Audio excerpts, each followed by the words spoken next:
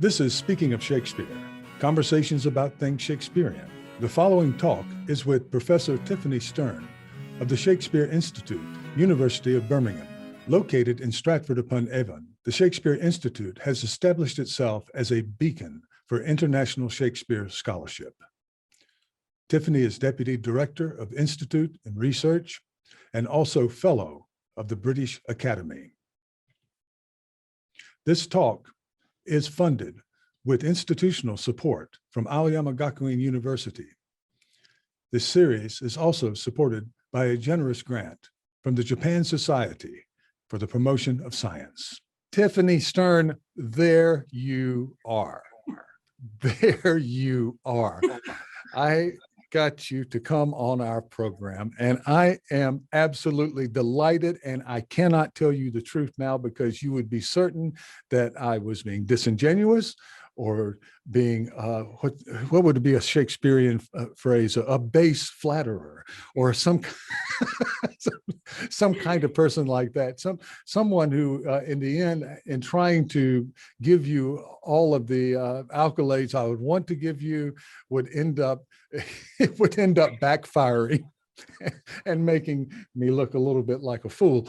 But thank you so much for being here today. I'm absolutely delighted to be here. Thank you very much for inviting me. Now, I saw you in person in 2019 at the Digitizing the Stage conference in Oxford. And I was going to be that guy who came in and broke into a conversation that, perfectly good conversation, happy, that you were having with somebody you wanted to talk, with about something. I was going to be that guy during coffee break who broke in to tell you how much I've appreciated you working. Oh, yeah. Who are you? This guy from where? Japan? My goodness, you don't look Japanese. And I didn't get a chance because you had a major event going on parallel to that conference, and you had to kind of cut your time there, right? So yes, I was dashing back to get married. You got married. You got married, and congratulations. It's a little late. And I'll tell you what, that marriage, the early days of marriage, when you go from the wedding into a pandemic, that will test the mettle of any marriage, and mine included. And it's worked out very well. And my congratulations to you. You seemed, and you still seem so happy at that time. So congratulations. What I want to do is kind of get a little serious here and go into your past. I have been one of your super fans for about 20 years. I would say 20 years or so since making Shakespeare. And it approached me. I was trying to give a summary. I'm going to allow you to do this because you can do this better than you're practiced at it. But at the very onset, I think you focused on the right in the word playwright. W-R-I-G-H-T. All right, that's a word that's been misspelled many times, and it's natural to think of Shakespeare and his contemporaries, playwrights, as writers, but rather than writes or makers of plays. These people made plays. It's very important in your work and in any consideration of Shakespeare gets to the essential, the element, the truth of what really happened. So your work, because it breaks up plays and performance to their component parts and examines the workings of those various parts. I love this, right? It helps so much to remove Shakespeare and other playwrights from that lingering Victorian romantic conception of the iconic author, right? And when we have that image of Shakespeare in our minds, it excludes so much of what it actually did happen, which was, let's call it genius, wonderful, outrageously innovative, all those great things, but something else other than an icon, Johnson or Shakespeare or any of these other guys sitting in a study and behaving like a Wordsworth or a Tennyson or something like that, who are all very fine poets, but it's a different animal, isn't it? So let us know a little bit, bring us up from the past for our younger audience, who may not be quite as exposed to your work, and bring us up to now, and then we're going to move into the future. Oh, thank you so much. Firstly, just to say you have aged me. I mean, it is correct that I've been writing for over 20 years, but let us lie and say that I've been writing for 10 years. Let's call it 10. Round it up, round it down to 10. Yeah. Um, so I think I've always been incredibly interested in the process of putting on a play. So I loved the literature, but I was very, very interested in the practical side. So I suppose all of my research has been, I like being a sort of detective and finding out how things happened in the past that will explain the plays to me. And in particular, I got very, very interested first in how did actors rehearse? Because we kept on speaking about how actors performed, but we never really thought about how plays were rehearsed. But Shakespeare was an actor before he was a playwright, and he was writing for his fellow actors, and he was writing for the way they would learn as well as what they would put on. So I started researching rehearsal, and what I learned was that actors were given simply their own lines that they were going to speak, and then a cue of the last 1 or 2 or 3 words before each of their speeches. And so they were given a long roll or scroll, which had all their lines and all their cues, but none of the rest of the play. And I think that sort of opened up all the rest of my work, because firstly, I started dividing big whole plays back into actors' parts and seeing what the actor would see. And you'd realize that there's all kinds of information there that you don't see when you're reading the beautiful literary arc of a wonderful play. But you're not seeing that this actor, that he repeats the same words, that he always asks questions, or that he goes from humorous to tragic. Or so I became interested in the play as 2 different things, a whole play and then a series of actors' parts. So when I was making Shakespeare, I think I was very interested in the actors' parts. And I was also then interested in other bits of things that entered the playhouse, music, song. And I realized that these happened on different bits of paper from the actors' parts. So you've got, the actors are getting their texts, there are musician texts, there are prop texts, there are letters you're going to read on stage, and they are other texts. And I started to realize that this whole play was given out as fragments, and that Shakespeare, who was an actor as well as a writer, will have been thinking in terms of those fragments as well as in terms of the whole. So I think a lot of my work has been on the whole and the fragments, and what that means for performance, and also what that means for printing. Sometimes when you get a published text, there are actually weird things about it, like it hasn't got its songs. And that's because the separate bits of paper that had the songs on them weren't in the rest of the play, and they haven't been taken over to the printing house. So that's one whole bulk of work. And then I guess there are other attendant things, but have I talked too much maybe? You have not. You have the floor. I'm thinking of while you're talking, and you also do something that that I love, and you connect things in the plays with physical elements of the city of London and London society. Yes. And I'm, of course, teaching Shakespeare in second language. And so we have to go very slowly.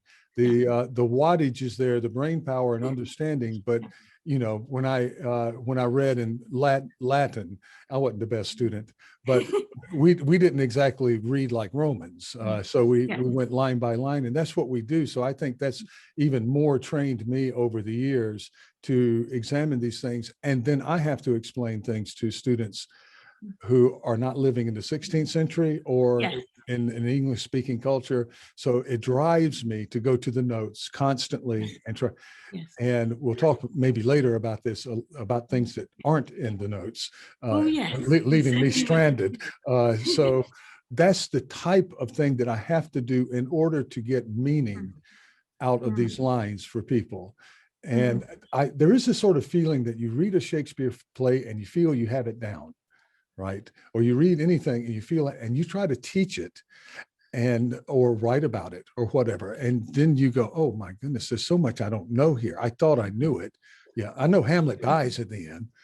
And he was he was too slow. Romeo was too fast, Hamlet too slow.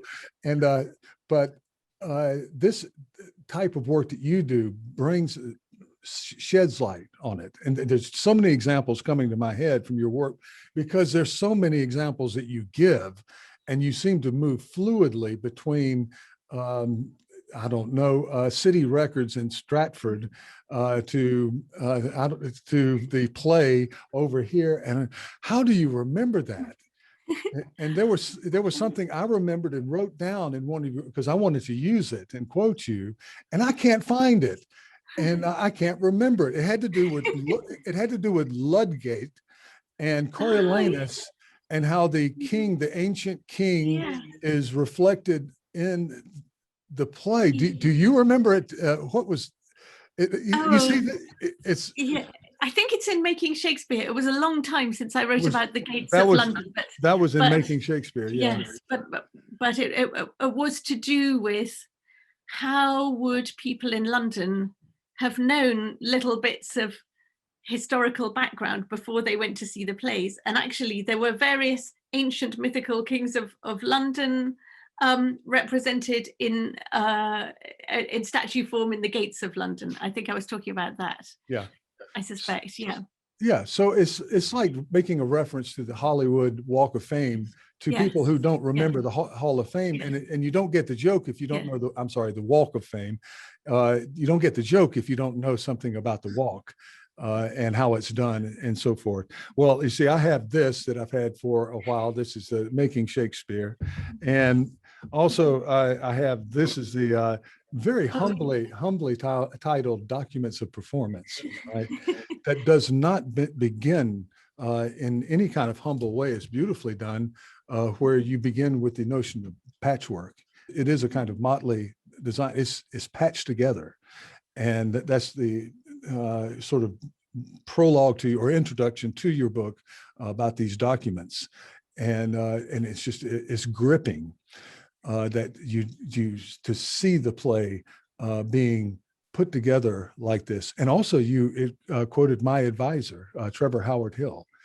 And, yes. Yeah, and yes, I'm a great admirer of his. Yeah. Yeah, he's no longer with us, but he was doing this stuff when it wasn't cool. There were other things that people were doing. They were doing critical theory and that sort of and he was digging in the same way.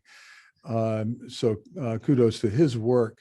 And so that just drew me in, and I've been following his work, but also Peter Blaney, who and the bookshops and so forth, that type of work, and other scholars I could name, including you, who have again shed so much light on meanings in these lines and helped me out of some jams in teaching, because I don't have the access to some of these records that you've been pretty well situated in terms of libraries. Yes. Both at Oxford and Cambridge. I think they have some little libraries over there, right? Is that, and they'll let you go in and look at some things. So I get over there. I used to get over once a year, and it's just, it's this bonanza for me, and then it all ends too quickly. And but to be able to say, I can't remember, and just walk across the street or down the road a bit, and how nice is that? But you're in Stratford now, is that right? Yes. Okay. And so I don't know exactly how professors at the Shakespeare Institute do it, but it's with the University of Birmingham, which is about less than an hour away, I think. Yeah, and very close, very, very commutable. So maybe some people live in Birmingham, or maybe some people live in London. I don't know, but you're in Stratford. I'm in Stratford. The Shakespeare Institute is indeed a satellite of the University of Birmingham, and it's for graduates only, so masters and doctoral students. So it's a sort of graduate centre that specialises in Shakespeare. And Yes. for me, as a Shakespearean, I thought, I loved being at Oxford, and I had intended to stay there forever, but I got very tempted by the idea of living in Shakespeare's hometown, teaching in a beautiful house in the centre of town, which is what the Shakespeare Institute is, Yeah. and teaching my primary love to doctoral and master's students. And if I might just say, if you love Shakespeare, why not think about coming over and doing some more at the Shakespeare Institute? I think I have a student who may be joining you next fall. Oh, fantastic. And I have a couple of colleagues who are younger who are graduates and who have nothing but great things to say about their experience there. And it can be intimidating, to go to the heart of Shakespeare from, if you're an international student, if you're from Japan or China or somewhere else, but they ultimately just had a fabulous experience there working. And we sort of moved into this a little earlier than I wanted to, but I wanted to be selfish. I studied at the Shakespeare Institute before it was the Shakespeare Institute. You talk about dating yourself. I can win. I can win this one. I was there. I was there when Patrick Stewart was playing Enobarbus and also Shylock in The Merchant of Venice, and Enobarbus, and Peter Brook's Antony and Cleopatra. And I remember that one of my, Glenda Jackson was Cleopatra. So that's going back a ways, but what an actor. But Patrick Stewart just had this stage presence. You remembered him, he had that. And Jonathan Pryce played Petruchio. You see, I remember this like it was yesterday because it was just so much. And I was in college and it was transformative. It changed things for me. I tell other guests that I was supposed to go back to a small town and make a good bit of money selling insurance, and which is a great thing to do. It's a great thing to do.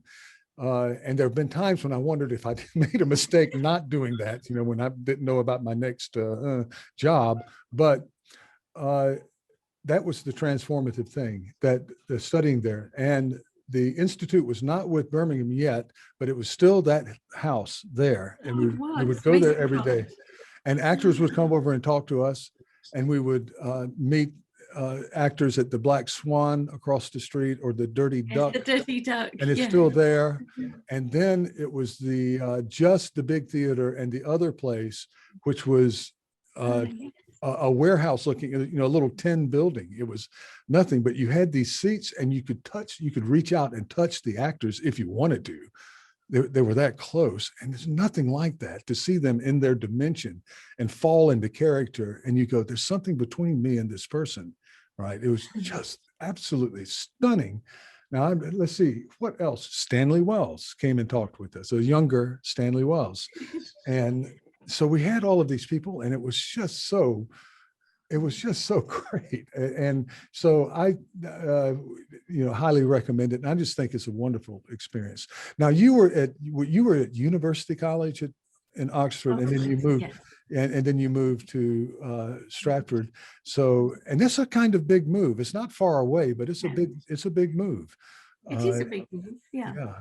And I'm glad to see you where you are. I think you are exactly where you should be. That's what I think. Okay, so I want to move into some of the stuff that you're doing now and hear what we have coming. And you have, speaking of Oxford, there's the St. Giles Fair every September. Yeah.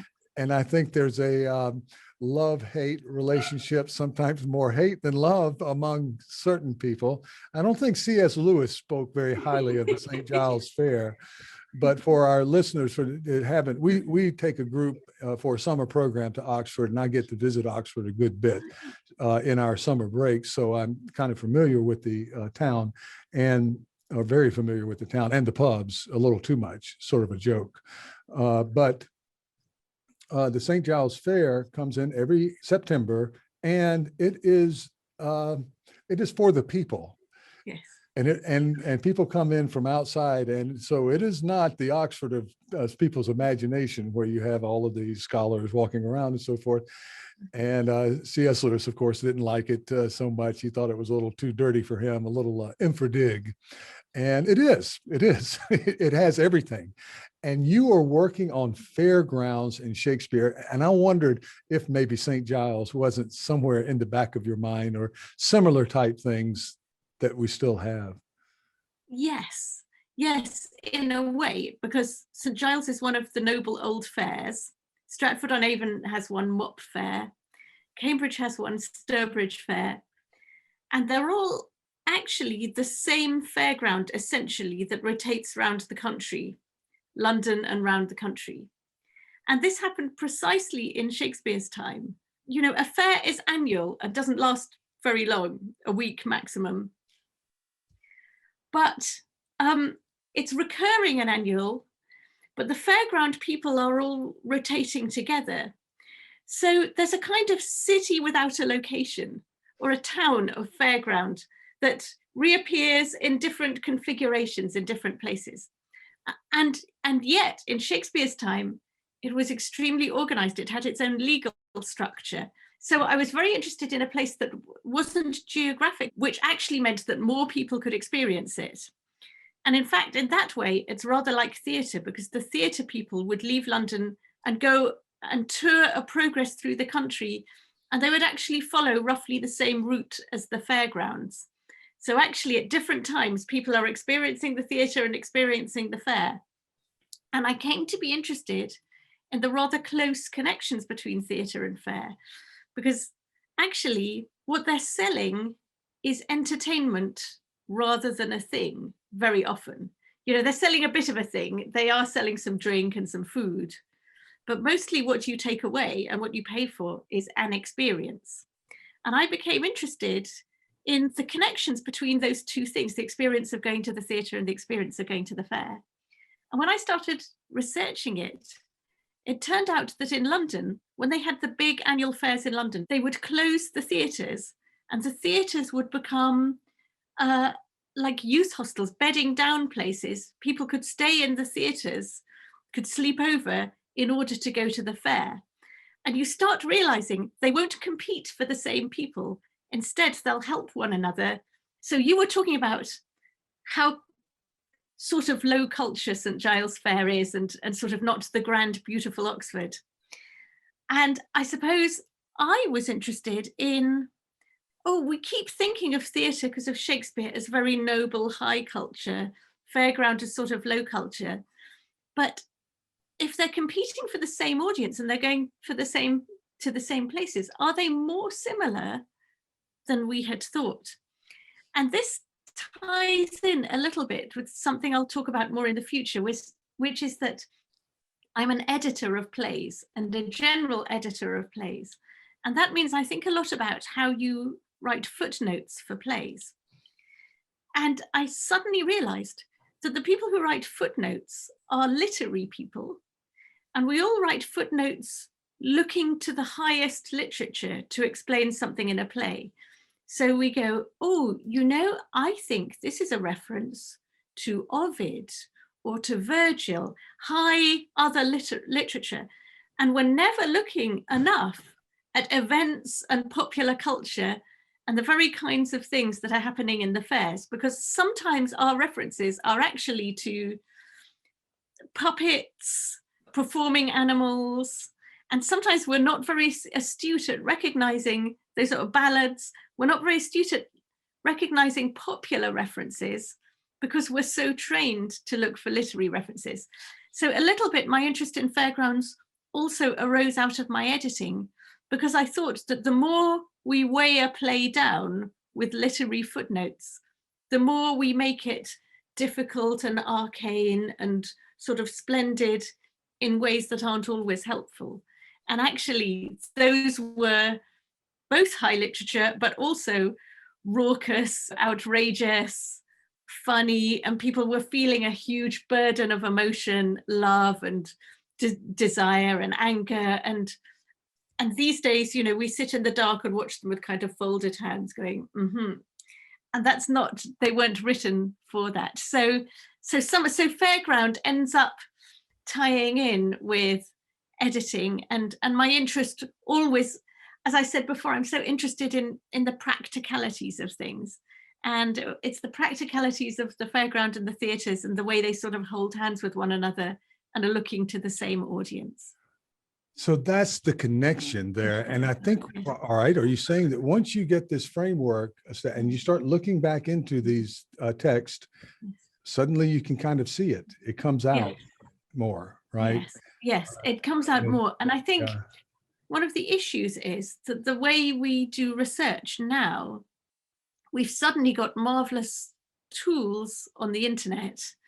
And I don't know if you have access to them in Japan, but there are things like early English books online, and it gives you all early modern texts, more or less. Many of them are transcribed, so you can hunt them for a quotation. I'm part of a group who championed. We like to think so. Actually, the national government just saw it in the National Consortium of Libraries, so saw it. But we were out there pushing to get it is brilliant. And I also I talked with Heidi Craig, who's the general editor, and I think you probably have crossed paths with her. And they have are working up paratext, which makes it easier, she was saying, to search than Igbo even. So there's a kind of new generation coming along who are doing things that will even improve on or can be used alongside Igbo. But please go ahead. I wanted to put in that plug for Heidi and others. Igbo is spectacular and has revolutionized our lives and made research very different. But Igbo is so comprehensive that it can fool you into thinking that if you've checked something on Igbo, you've had kind of coverage. And I suppose what Fairgrounds alerted me to is that there are things that happen in quotations and you can find them on Igbo. Or, you know, a word and you wonder if Shakespeare coined the word or someone else coined the word, and you can look at that word. So there are brilliant things you can do on Igbo. But the sort of things that happened in Fairgrounds are, for instance, speaking not in a direct quotation, but in a patter, a manner of speaking. And I realized that because we were quite Igbo bound, we were not at all conscious of, oh, this man is imitating the patter of the person who speaks to his performing monkey. And it doesn't happen in direct quotations. There's a way of speaking to your performing monkey. And actually, I might just tell you that way. So if you had a performing monkey, you would say to your monkey a version of, what will you do for, and then you'd name something that everyone hated. The Pope, the King of Spain, the Turk, you know, and you'd go to some horrible racist place. What will you do for? And then the monkey would play dead. And then you'd do a kind of, oh no, oh, I mentioned the King of Spain. Oh no, that's killed my monkey. Oh, I'm so sad, my monkey's dead. Oh, if only Queen Elizabeth were here. And now you've mentioned something so wonderful that the monkey springs to life. Okay, so that's the patter with the performing monkey. But it doesn't happen in direct words. It happens in a type of way of speaking. But once you realize that, you see, for instance, the performing monkey patter in Romeo and Juliet. The, you know, Romeo disappears and his friends are kind of, the ape is dead. Oh no. Oh, if only Rosalind were here, because they think he loves Rosalind. Right. But and you know, and you start to realize, okay, there are high literary references, but there are also popular culture references that we don't always follow through because they're located differently. So that goes back to the Fairgrounds. Well, the ape is dead. That was one that I have never really been able to explain. Yeah. And that series of speeches by Mercutio is so referential out there to Sarajevo, the book on fencing. There's another book on honor and the arms and Yes. heraldry and that sort of stuff. And Yeah. he goes from all of that kind of a little bit more courtier level into Romeo without his row. And Yes. and then he goes Yes. into and references to Petrarch and all Yeah. of the sonneteers throughout. But I even think, though, and it's been one of my little things, that even these high cultural references that have been made so much of, you can locate almost all of them to English text that Yes. were readable and also transferable. I'm very big Yeah. on the Paul's Cross churchyard, where I felt like there was, and the nave of the cathedral, where there was a lot of exchange. So even what David Cressy talks about, the semi-literate. I mean, you can read the story and tell your mate who may not have quite the skills that you have, but these are readable text. Yes. And And even if you can't afford them, you can browse the bookshop and absolutely. so Absolutely. And more than that, I'm working on ballads, which yes. are songs, and you could print them on a broadsheet on one, which is to say, on a piece of paper printed on one side. So one big piece of paper could hold a whole ballad. People would take a ballad to a pub, and the person who could read would sing the ballad. Everyone else would hear the ballad, and they could learn the chorus and join in to the chorus. And then often that ballad would end up stuck on the wall of a pub because it also had a woodcut, a picture or so. So it's quite pretty. It's good wall decoration, and also people can sing from it.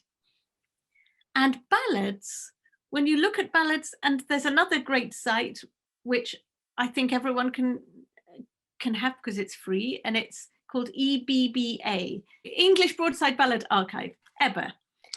And when you look there, you realize that a lot of classical stories are in ballads and a lot of Bible stories are in ballads. And you realize, but people don't have to have read Virgil.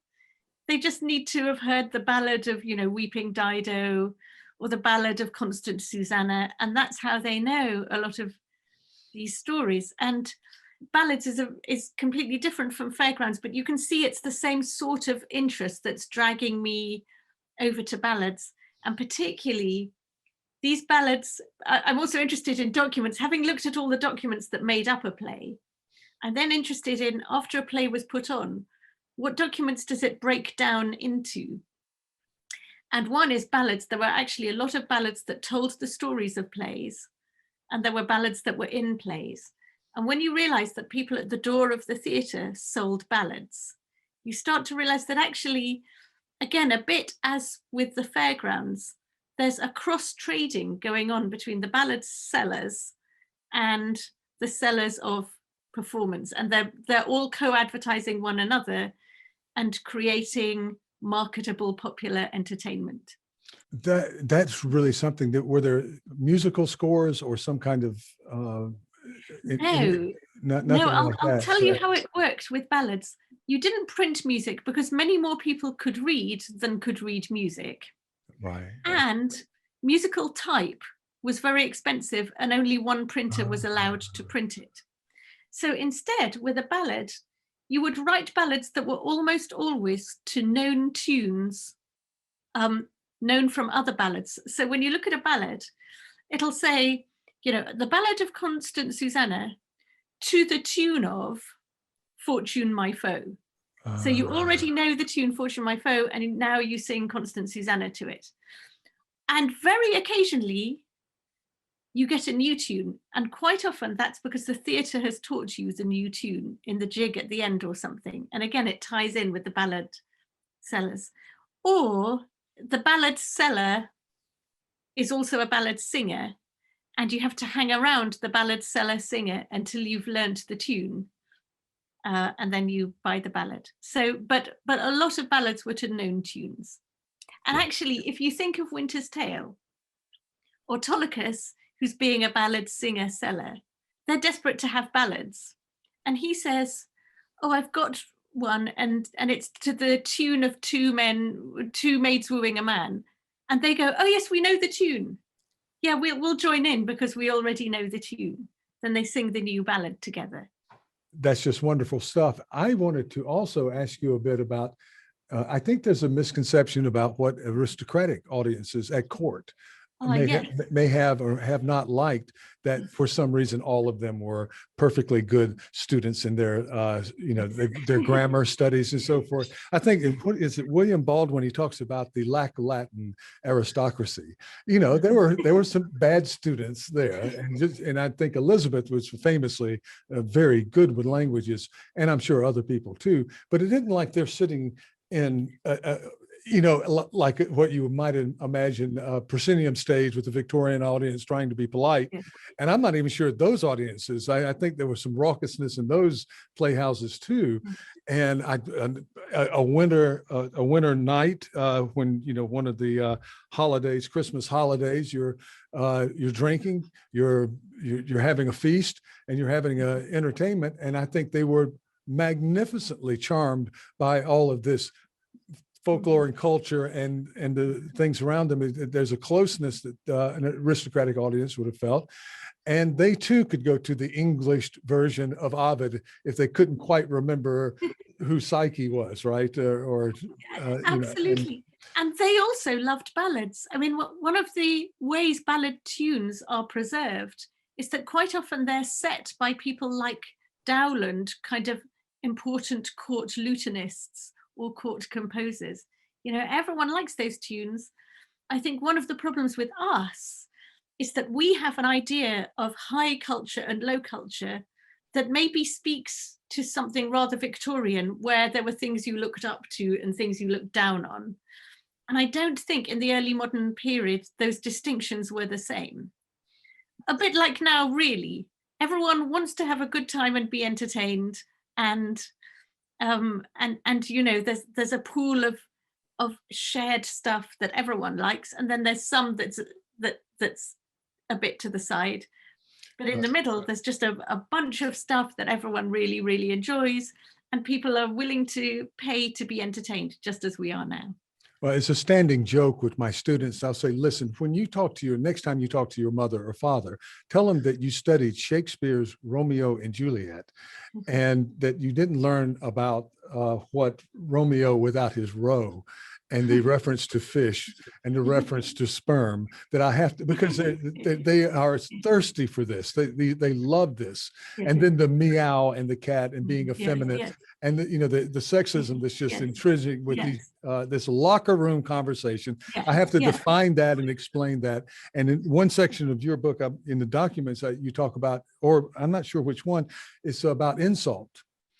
And I'm very interested right now. So this is selfish. I'm very interested in insult, and also the kind of initiation, the kind of gathering, the fellowship of insult, in a case like famously with Hamlet, where he looks at the groundlings and calls them a bunch of idiots who wouldn't understand anything more than a dumb show, right? And I'm thinking they loved it. Now, I grew up in the American South in this male culture, and you have the older guy at school who's the tough guy, and everybody's scared of him, and everybody respects him, and you try not to make eye contact. And one day he looks at you and he insults you and walks by, and you go, "I'm in. I'm in." He took time to insult me. And it's a little bit of breaking that, I guess, fourth wall a bit, where the actor playing Hamlet, of course, isn't a prince, right? And there's a sort of inside joke there where he's, I can't think of a polite taking the piss out of, we would say giving him in English, in American English, but that is a kind of repartee among these. It's sort of a male young man thing, but and you have to be very careful, right? So if a comedian comes to South Carolina and does a show, he can go out there and say, "Well, I hear that all of you guys are a bunch of dumb, ignorant racists and so forth." All right, he might be able to get away with it, but the delivery, it's got to be expert. It's an all or none. Either you gather in everyone or you are run out of the town. So I saw that you were talking about that in insult, and that lower vulgar speech is so present in Shakespeare, and it's so interesting, and it's so ignored. Yes. And you are right that one of the things about insult, correctly delivered, is that it unites people. There's a unifying force in there. Yes. And it's sort of the joy. It unites people and it gives them the opportunity to shout back at the stage or even throw things. Yeah. And it's incredibly interesting that Hamlet, he does so many clown things. He tells clownish jokes. He insults the audience in that way. He ends up digging up the skull of a dead clown. And there's a lot of there's a lot of tragic clown about Hamlet going on. And I think and I think that's one such example. But yes, one way you excite an audience is to notice them and to see them. And these days in English, we talk about breaking the fourth wall. The idea being that there's a proscenium stage with 3 walls and you break through the other one. But of course, when you had a stage that was thrust into the middle of an audience, there wasn't exactly a fourth wall. But it's very interesting, the characters who see the audience and the characters who within the fiction do not see the audience. And usually the clown sees the audience and the prologue sees the audience and the epilogue sees the audience and addresses the audience. And so you get a framework that takes you from reality into the fiction. And then there's usually, as I say, it's usually clown characters who continue to see the audience and know that they're not inside a fictional world. Yeah. It's really intriguing that Hamlet is one of those. Yeah, that is something. I've never thought of that. And you make the point, I think it's about Henry V, where the audience has to be sort of the army. They have to be the multitudes. Yeah. Yes. And you have to rally them. And yes. Yeah, King John also. And I think, again, that's interesting. You don't want the audience to be having the same unified experience, the one that we have now, where we sit in the dark. You want sometimes to be insulted, sometimes to be roused, sometimes to be, sometimes to be in the fictional world, sometimes to be consciously in the theatre, sometimes to be making eye contact with the actors. And you want to have, and sometimes to be being erotically charged and you want to have a range of extraordinary experiences so that going to the theatre is like going on holiday, or you've been to another land, you've had so many events, you felt so emotional, you're kind of drained afterwards. And this, we still sometimes get, I say we, I don't, but we still sometimes get with sporting events, but not with theatrical events because we tend to be so formal about them. Yeah. Well, I'm going way back to Jonathan Pryce again, his performance of Petruchio. It's a complicated play to play now. In there's much more awareness that this is a horribly sexist play, and it doesn't do anything to help you get out, right? I saw a production of Merchant of Venice, and they played it as straight as you might want, whatever straight is. They stuck to it, and I realized at the end you do feel sorry for Shylock. You do feel if Shylock is played correctly, you don't need to bolster this anti-Semitism thing in any way. It's there, and you can feel that, like in any Shakespeare comedy, the bad guy you tend to feel sorry for. They're over punished, almost. There's several examples. But anyway, going back to Petruchio, Jonathan Pryce played. I went into that production, and this guy stood up, and he was drunk, and he was on drugs, and he looked like someone that you see sometimes on the street, who is not just a drunkard, that somebody who has been taking too many very bad drugs. And a little lady who was, older lady, jumps out of her seat and runs out of the theater, and there are people who are jumping up, and he leaves and gets on the stage and starts tearing down what was this beautiful Victorian style set. And you realize it was Jonathan Pryce playing Sly the Tinker. And talk about getting the audience involved. I was standing up, I'm going, maybe I'm going to be called in to try to get this guy out of here. He's out of his mind. He did that so well. And it was so real. I'm going, and throughout the rest of the play, there was this thing where he threw chicken on the table and it flew out into the audience, so the whole big mess. But nowadays, probably that production wouldn't carry so well nowadays. But it's just what you were talking about, unifying the room, and it was in the big theater, not the nothing like the Swan has that nice curvature, and of course the other place. And have they finished the big one? They're working on it for years. Yes, it's all finished. Okay, so when are they going to finish it? I don't like it very much, but yes. Okay. So you had all of those experiences, but I always enjoyed the other ones more. I have so many questions for you that, and I promise you, it's just a barrage of things. I'm thinking of all of these footnotes I've been trying to explain for years that I think that you have ready access to, but I wanted to move on a little bit, and let me take a look here at my notes. How are you doing all of this work?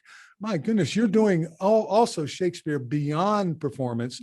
Now, a lot of your work is involved. How did we get to the stage and then the page? But then there are more pages and there are more stages. Yeah. Yes.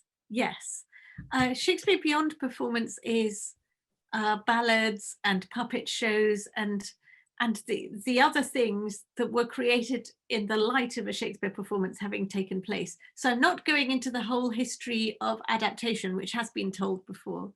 I'm actually interested in sort of repurposing the story of the play or bits of the play and disseminating it as other literature or other things. So particularly puppets and ballad shows and ballads and chapbooks, little books for kids that tell versions of the story, and those haven't been looked at collectively so much.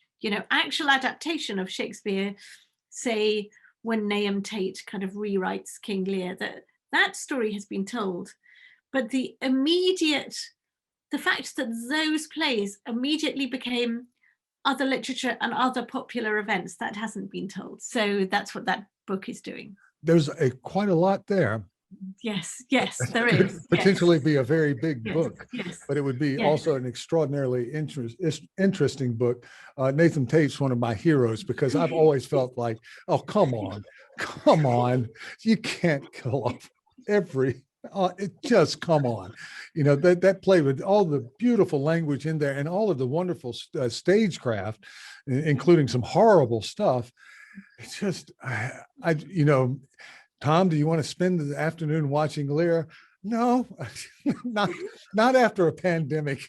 give me a comedy, So now I did want to get into a little bit. You do, you're very oriented with the sort of what we might call original. I don't want to talk about origins, but the paper that's printed, and you work with print, but you also work with other things like King Lud, the archaeological, the spaces and the performance spaces, but also spaces and society in London that, and I've gotten in trouble for this, one might assume from what you can see on a map or what you understand about a structure. And I've been admonished in some of my writing in the past about saying not having evidence. One of the great examples for me is the Priory of St. John's, Clerkenwell, where the Master of Revels' office is. Anita Sherman, a friend of mine, talked about how it's been disappeared. It's not a site of memory.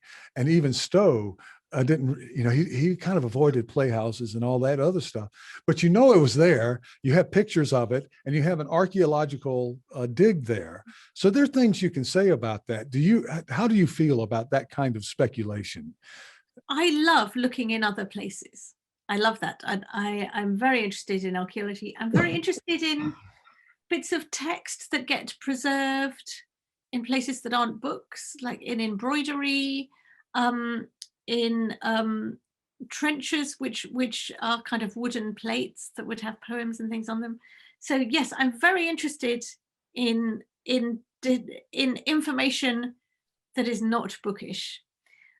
What the Blackfriars which was an old disbanded monastery, a bit of which had Shakespeare's theatre in, a bit of which had a church where people went to sermons and took them down in shorthand. I'm very interested in kind of people stealing by shorthand sermons and doing that so near to the Blackfriars, where, you know, Shakespeare plays sometimes seems to have been stolen in such a way. And yes, so I'm going off on a tangent. I'm very interested in other kinds of information. I am myself, I think, because, as I say, I like being a sort of historical detective on the past. You know, if I could dream of a different career for myself, I'd like to be a detective, because I like reading detective books. But I wouldn't like to have to deal with horrible dead bodies that have been grotesquely mutilated. But if instead you can deal with the architectural remains and a plate, that suits me very well. So I am very much myself an evidence person. I like to gather evidence, but I like to look differently and have a different pool of evidence, and then go, now I've looked at this pool of evidence, I don't think what you've always been saying is in fact right. So I think very often I question one of the givens that people have had with a different pool of evidence. Or I've asked a slightly different question, like asking about rehearsal rather than asking about performance. And people who like my work like that kind of thing and have an eye for the quirky things that I like. And people who don't like my work are kind of, we have never said that. We've never said that. And you're kind of, yeah, that's because you've never looked. You know.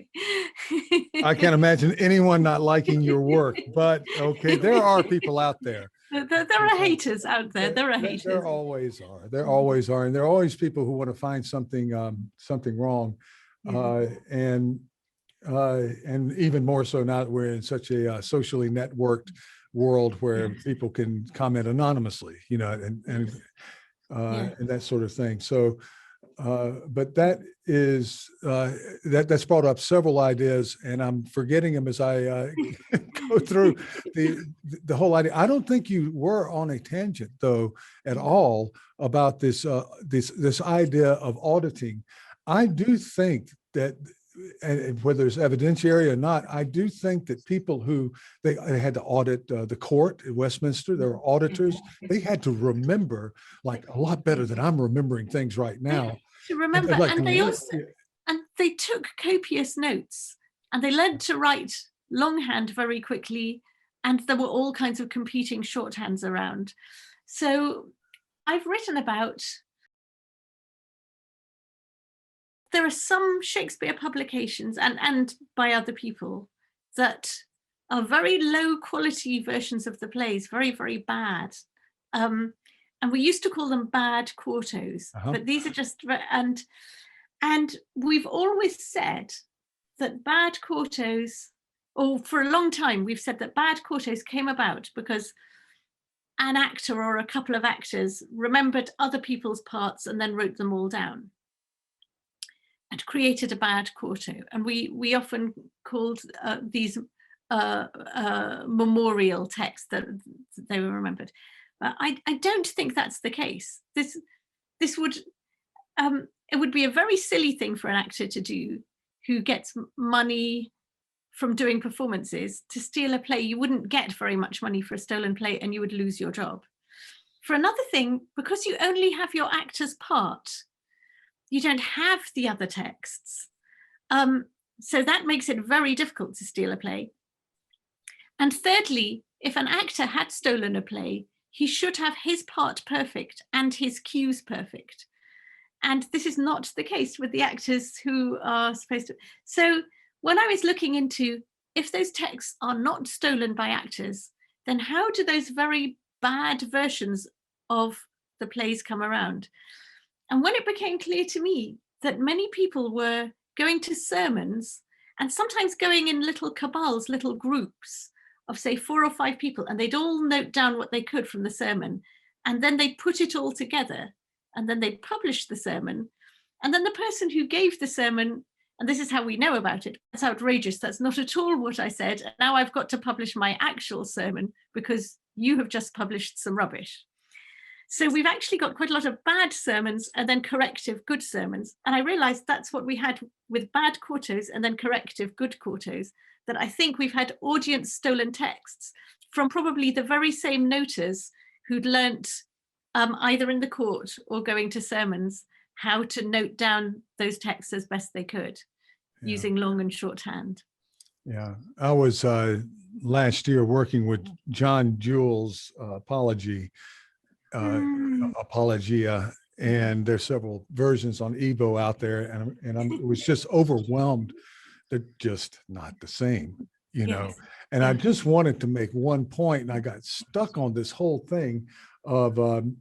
I just wanted to make one point that as erudite as that sermon seems, there was a lot of pre-training that went into it from what you could get from the bookstore that was already available, from what you'd already heard, and so forth. And it was just impossible because I couldn't locate one text that I felt was the one I should use, the trustworthy one.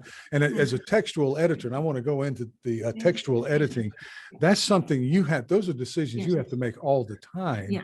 And you're with the Arden Shakespeare series, as well as the Mermaid.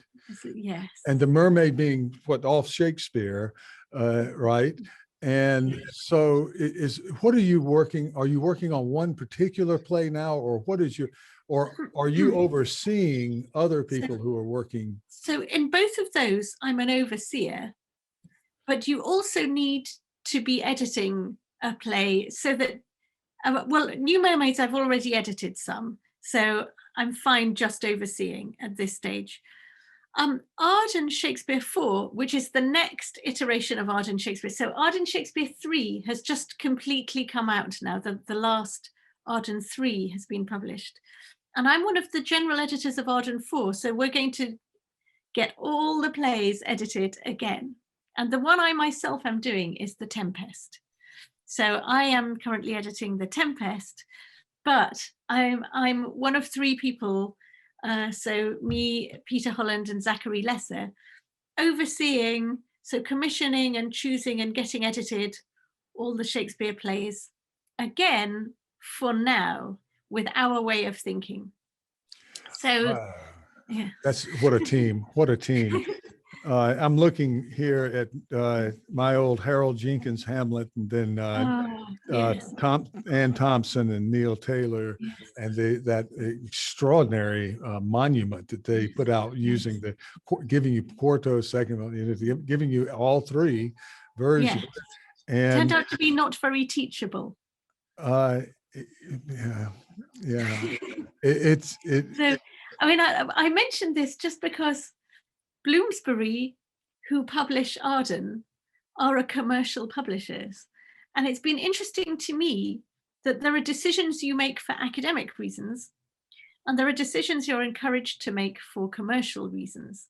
Yeah. So I think something that commercially had shown itself not really to work, like separately publishing quarto and folio texts, we would have to be very careful about proposing to do such a thing again, because Bloomsbury wouldn't really be on for it. Yeah. Well, right now, what I've been using through the pandemic is the Internet Shakespeare. Yes, they are good. And David Bevington's very finely annotated version there, and it's good enough. It's very good for teaching because it goes straight to those areas. You know, I'm not going to get into textual variants on every line. And graduate students, I have students who might be in, but third and fourth year undergraduate, they want to just do Hamlet, and that's good enough. And the Thompson and Taylor gets way into all the weeds there, and it's just the way it is in a printed book. Do you see any digital solutions for this problem of? Yes, well, I'll tell you where our thoughts are digitally. Originally, we were thinking maybe we would only produce digital texts and not hard copy texts, because we were so excited by the way that if you start off digitally, your footnote needn't be words. Your footnote could be a picture, or a sound. Yes. And very often, instead of, explaining something like an early modern weapon, or kind of, well, a whole bird it's this long and it's got a head that's like, you could just go, here's a museum whole bird, this is what or This is what it looks here's like. some footage of it, this is what it's like. Yeah. And that explains it better. Yeah. But there are two problems. One, and I wonder if this is true or not in Japan, but one thing we found here is that students who read quite a lot of things online still quite like having Shakespeare books as books and marking it up in annotation and putting it on their shelf. And so we realized that maybe it's not right to go only digital. Maybe the world either hasn't got there yet or will never get there. Because at the point when we started commissioning, we thought, we don't want this to be, I love books, you love books, but we thought maybe the future will end up all digital. But now we don't think that anymore. We think some things will be digital and some things will stay books. Yeah. Now, if we have to think of also producing hard copy, we can't have nearly so many digital bells and whistles unless we want two quite different texts, and sort of we want two similar texts. So for one thing, we've reduced, we'll still have some sounds and some pictures, but it won't be all sounds and pictures the way we'd thought it might be. And the other thing is sourcing online a picture or a sound that is A, free, and B, stable, so it'll still be there in 20 years. That is very difficult.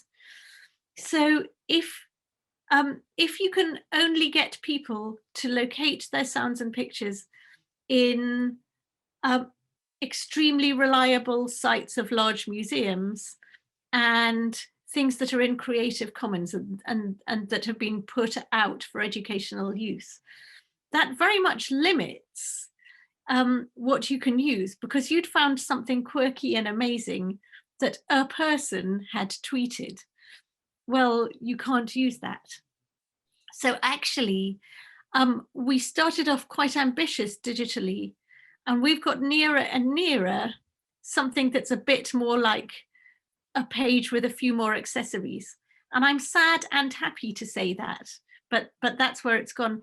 Another problem we were starting to have digitally, just to see through that thought, is that when we had originally thought we can have all pictures and all sounds and film footage and everyone can mount a picture of their school production or university production, and we started to think of something that was like a museum of that book rather than a readable book.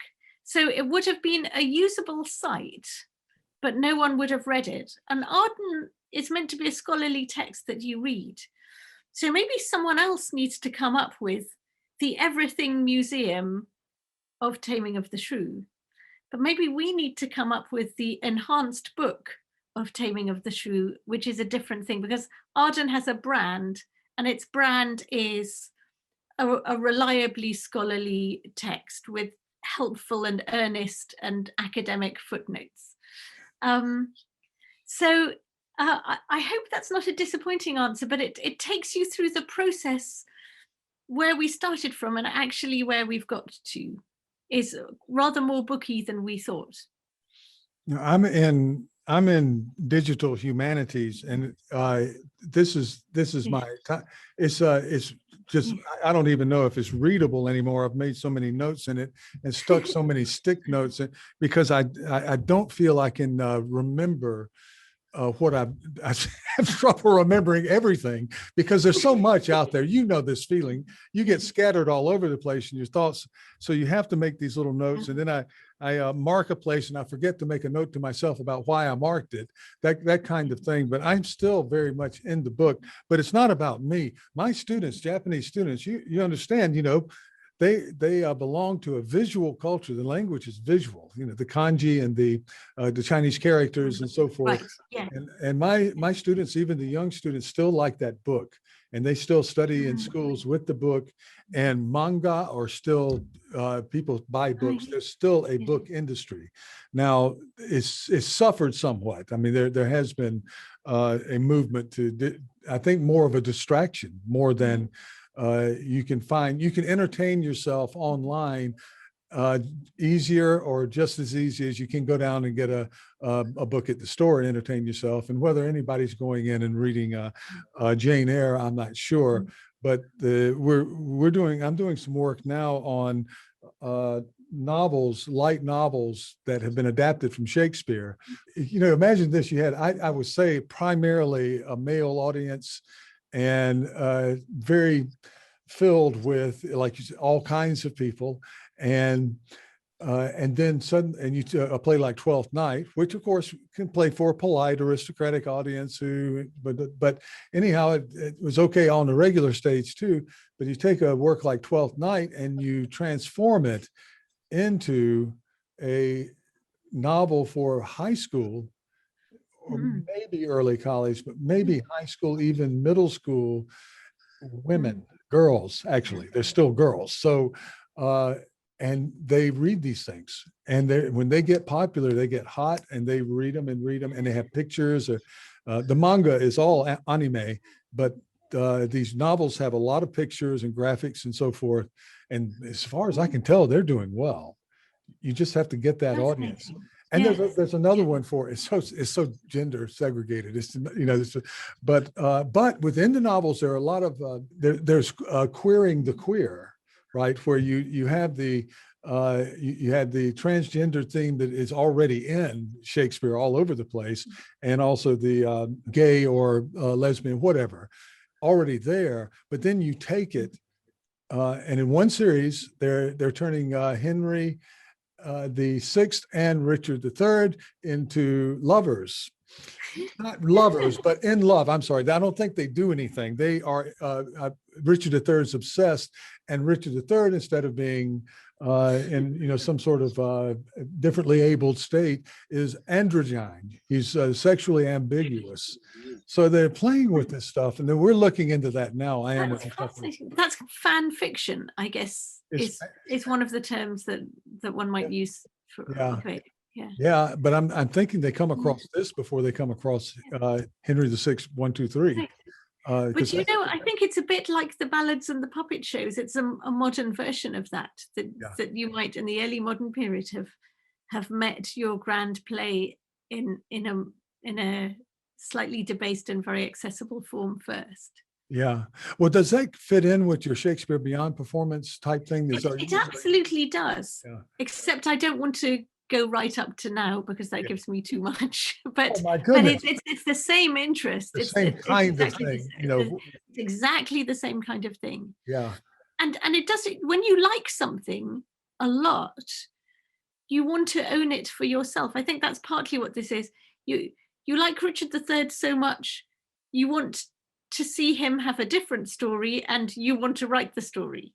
You know, and you want to make him a bit more like the things that you care about. Yeah. But it's a form of homage, because you like the original so much that you want to re-own it. And which is what Shakespeare did. And Shakespeare did exactly the same. So, just about every Shakespeare play was an adaptation of an already known story. Yeah. We'll throw a nurse into that story for humor and so forth. Yes. I did want to ask you before I let you off, what's the deal with the clowns in Romeo and Juliet? And I think this is pertinent to all what we've been talking about. It's just always, I've had trouble with it because it's a sad, sad play, and it's lofty in its themes and so forth. And there are these scenes where these clowns come in at the oddest time, like after the death of Tybalt, and I do get the humor. They have to change the song. You were talking about ballad. They have to change because they're going from a funeral suddenly to a wedding, and then back to a funeral. I figured out, right? So it's Tybalt's funeral, it's Juliet's wedding, and then it's Juliet's funeral. And there's some joke that I'm not getting in there, but I think that was the purpose. Have you seen? Yes. Okay, so I don't know that I have an answer, but I think if you think of it, Walt Disney learnt the device of have the death of Bambi, have something very sad and then have something very happy immediately afterwards, and vice versa, that the switch of emotions intensifies both emotion. That actually, it's fabulous to have them cry and then force them to laugh and then force them to cry, and and that gives the kind of emotional roller coaster sort of embodied event that theatre was meant to be. So I think Shakespeare in general liked that device of kind of, you think you're going to wallow in this, and I'm going to give you something so inappropriate and so tricky for you to deal with, and you're going to have to get into another emotion. So I think it's doing some of that. Yeah. But yes, I think it also might be taunting the audience with music it thinks it's going to get and doesn't get, or like, are we going to have a lovely rollicking song and we can join in the chorus, a nice ballad we know, or Yeah. yeah.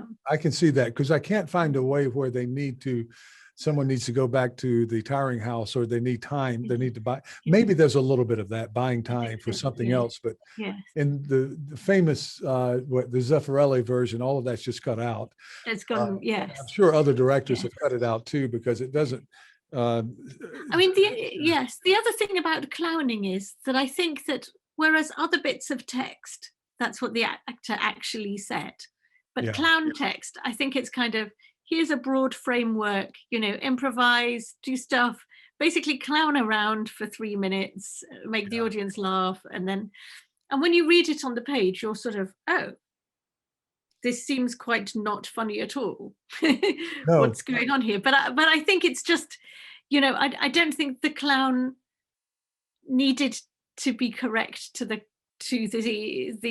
inscribed clown words, because they're famous for improvisation. Yeah, and Hamlet makes that point. Too much so sometime, right? So yes. And of course, with actors' parts, you can improvise as much as you like, and the other actors on stage won't even know whether you're on script or not, because they've only ever had their own script. So you can improvise away and then just home in on the last 3 words, which are the cue to the next actor. And provided you have the last 3 words, you can say what you like before. I see. I see. So that's sort of what you're doing. And then Shakespeare Beyond Performance, you're going to go take it, but you're going to take it beyond the age of Shakespeare into you talked about Nathan Tate, late 70s. Yes, just into the Restoration. Restoration. Well, that's enough. That's enough. There's a lot of restoration out there. And particularly, what do they call it? Is it the big No, it's not the big Reformation. The large, I don't know. They kind of absorb 3 centuries, parts of 3 centuries. Yes, the long 18th century. The long. I was thinking large. The long. It's not long, it's large, but it's also long. And there's so much there. I'm kind of glad I didn't now, because there's so little interest in just institutionally. I think there'd be a lot of student interest, but I loved the 18th century when I was studying it. I loved that stuff, and just brilliant. And what a theater scene. What a theater scene. Oh, amazing. Absolutely amazing. Yeah, I love the 18th century also. And the 18th century was also when they came up with the first dictionaries, and also the first theatre historians, the first really serious editors. I mean, actually, the work I, as an academic, do, I feel like it's a continuation of 18th century work, and sometimes of 18th century thought. And surprisingly good at it too. Yes. And reliable. This has just been wonderful. What I want you to do is think of anything that you would like to promote. You know how entertainers, say, I'm going to be appearing in Las Vegas and at the Mirage, and then I'm going to Miami. Is there anything? I don't know if we've kind of been not in conferences, but is there anything forthcoming that we can more immediately, let's say? The last little essay collection, and I'm in it talking about ballads, I published, is this one. This is from 2020. That's Um, 2020. Yeah, I yes. saw that. And I don't have it yet. So, well, maybe I can get you one. Anyway, it's an Arden Shakespeare rethinking theatrical document. So it's got really good people in it. Holger Syme has a really interesting essay. Richard Price has a really interesting essay. It's got great people in there, and I'm in there talking about ballads. So I certainly recommend this book. Yeah. What I'm currently writing now, this very instant, and I'm trying to decide whether it becomes a long article or a short book, is on chronology, the order in which Shakespeare's plays were published. And I'm looking at the 18th century man, Edmund Malone, who came up with the first chronology and invented how we do chronologies. And I was going to praise him because he rewrote his chronology 3 times, 3 different orders as he gathered more and more information. And his final order is more or less the order in which we say Shakespeare's plays were written in. Yeah. And it's important to us, the order Shakespeare's plays were written in, because we have so little biography of Shakespeare that we end up looking at the order in which he wrote plays and the moods of the plays, and we kind of make our biography of Shakespeare kind of strung along the order in which he wrote the plays. And anyone who does a stylometric analysis or something, they need to know that this is how Shakespeare was writing in the 1610s, and this is how he was writing in 1600. So order is incredibly important. But what I realized looking at Edmund Malone is that he came up with the methodology we use and that it's fundamentally flawed. So the thing I'm now writing is all chronology is wrong, but I've got to think of a more tactful way of saying that. But I know that no one will be pleased because no one wants the chronology to be wrong, because then now what have we got? But that is what I'm currently working on. Yeah, that sounds chaotic. I like that. And I came across Malone working on Marlowe years ago, because he was really a great scholar. He went into the Bodleian and he found Marlowe. So I don't know how much that. I think it had some. Yeah, in a sort of domino effect that it was very influential. Just putting together an edition of Marlowe is what he did. Nothing in terms of distributing or anything. But the chronology has always been curious to me, because you had the chronology of the writing and the chronology of possible performance. And I've always, there's so many times I've been disappointed where there's just no record of a play. And darn, do I want it to happen in 1605 or 58, or I want to just, but people will say, well, we can assume this from Francis Mears, or, what it is. Yes, and it's really problematic. When you start looking into what we've based our assumptions on, a lot of them don't really hold water. Or even if they do, to know that there was a play of that name performed then doesn't mean that the play that we've got is the same. And sometimes when you date a line, you only date that line, you don't date the entire play, because a play isn't like a sonnet that you might write in a day. A play you might write over time. And very often a play has early signs, which everyone looks for, and late signs, which no one looks for because they want to know when it was written. But this play was both written in this period and in this period. So it's both an early and a late play. Well, I think the great example of what you're talking about for our audience, the great example is Hamlet running, had a run of 20 years more, but I mean, with perhaps Burbage. So you have an actor aging 20 years, and it's at the end. Am I right on this? At the end, it's kind of hard to make him, even if he's a graduate student, he's getting a little bit old to be the son. Old. Just to say though, you may or may not have heard that Sir Ian McKellen is going to perform Hamlet. No, I have not. Now? It was in the news, I think, a week or so ago. So we're going to have a Hamlet who's in his 80s. Oh, I can't wait. He never does anything badly. He never does anything but just extraordinarily well. He does it really well. It's going Oh, to do funny things with our mind to uh, see an ancient Hamlet. that is But, on yeah. video, but that production of Edward II, I think back in the 70s, he absolutely kills it. It is just His Macbeth also, Brandon. and Macbeth with Macbeth. Judi Dench. Oh, Yeah. how he just has he just oh, that's going to be crazy good. Well, listen, if Olivier can cast, if for that production, if he can cast his mother as a woman Yes. 12 years younger than he is at that time, you can have an 80-year-old Hamlet. Yeah. All right. Yeah. You know, so Because after all, it's acting. it's acting. Yes, it's acting. It's It's- acting, and you know.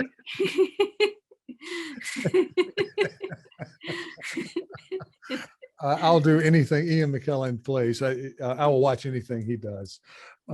Tiffany, I want to remind my audience that you have forfeited a good couple of hours of your Monday morning.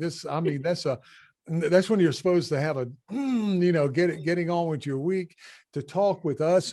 Large part of my audience, of course, is Japanese, but we're getting a little more spread out now, and I'm sure everybody in this who gets a gander of this and can watch parts and wholes, we'll make it into segments. So if you don't like one part so much, you can move ahead, and we'll try to make a couple of little clips too of it. So, but I am so grateful because your appearance here has done so much. I think we already have a fine body of scholars and so forth, and to have you here just rounds everything off for this part of the series. And we're going to continue in the fall.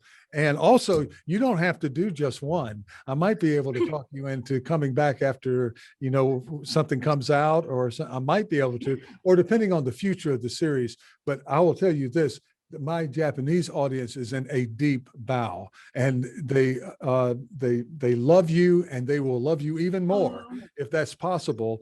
And boy, do we hope we can see you in the Tiffany Stern in Tokyo and throughout Japan, and sometime in the not so distant future. And there are people out there who would love to have you back in to talk. And thank you again so much. Yeah.